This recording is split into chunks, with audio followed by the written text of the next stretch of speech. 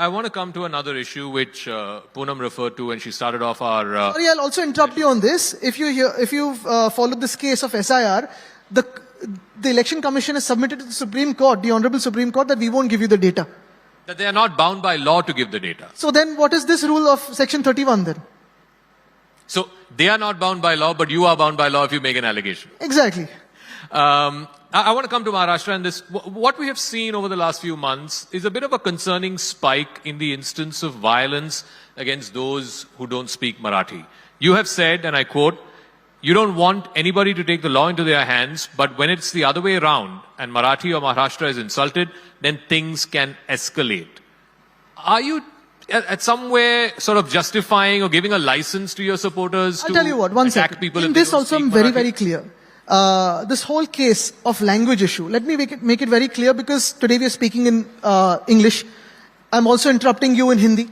We're not against any language, first and foremost. We've always been a state that has accepted lakhs of people from across India. They come here with dreams. They come here to be big. Mumbai has been a city of dreams, and we've seen people becoming bigger. We also have the biggest Hindi film industry in the world from here, from Mumbai. And people have come here, chief ministers have come here, tried to take them to their own states, but no one has moved from here. This is our credit, because this city has always identified itself as a city that lives up to the dreams, and this is the Indian dream, like you have cities in the American dream. Having said that, this is also the capital of Maharashtra.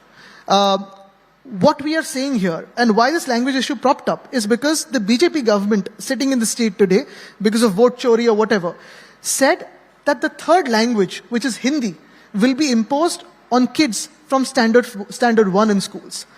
What we, be it Shiv Sena, UBT, be it MNS, be it the Marathi Ekikaran Samiti, be it a lot of other parties, came together on, is saying we already have a third language in the 5th standard. Why do you want to impose the third language in the 1st standard? How much more burden will you put on the kids? It roll-balled into a controversy, and of course we had to come out on the streets and say, look, whatever's going on, even today the BMC has 3.5 lakh kids studying in 8 languages, in 8 different mediums of learning, which is Marathi, English, semi-English, Hindi, Urdu, Gujarati, Tamil, Telugu, Kannada. We've introduced technology as a language now. But all of this going on, why do you want to disturb the peace here?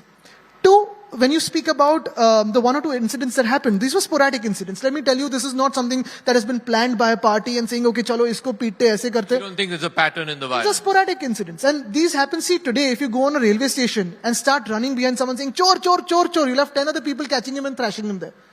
These incidents happen across India. You could see it in some yatras right now. You could see a CISF Jawan beaten up by someone. All of these things happen, which is wrong. I'm not justifying them. What we demand and what we expect is simple, that when you come to our state, just like when I come to your state, you respect my local culture, you respect my local language, you respect my state. As simple as that. The escalation part that I said is, if you start insulting my language, if you start insulting my local culture, if you start insulting my local heroes, if you start insulting my state, someone might lose it and a sporadic incident might happen, which is beyond anyone's control. But I'm not justifying any incident, right? Now, But compare this to the mob lynchings that happen. Compare this to this whole caravan of Gaurakshaks that happen. Is anyone showing that? No, we're all showing it. It's not like we're my hiding point that. Our point is simple, that we all respect all religions, we respect all cultures, we respect all languages, just don't disrespect mine. No, but Simple tell as me, that. if you are saying that these are sporadic, there is no pattern, why are the people who are perpetrating this violence either from your party or from the MNS? Because if you feel for your state, you will. So other parties don't feel for the state? Maybe the BJP doesn't feel for it. Maybe the BJP is placing someone to instigate you in the face of elections. So you're saying BJP is instigating these people to say that they won't speak Could be, Marathi. if the BJP is behind different issues around the country, it could be doing this as well. How do we know? No, so I want to come to the larger issue of language, because leave alone the violence. I mean, that's very, very unfortunate, and there's no Yes, place and for... like I said, it's a very sporadic incident, it's a reaction. And you cannot control that. But even if it is a reaction to perceived insult, I don't think violence is justified. But anyway...